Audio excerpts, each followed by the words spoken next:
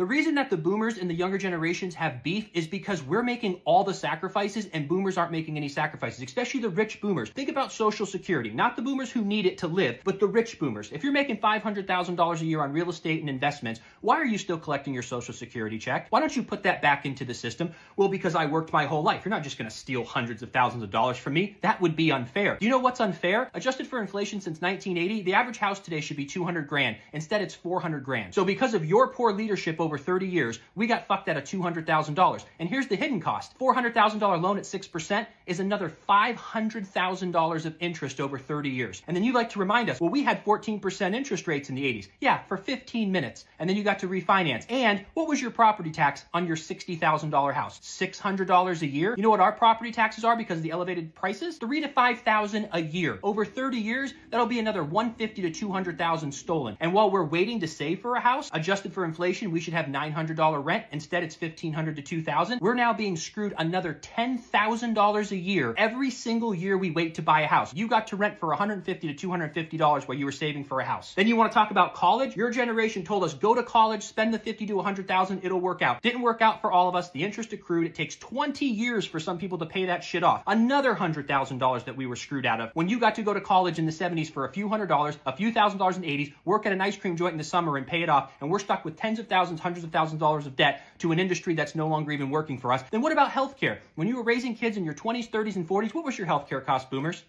Peanuts.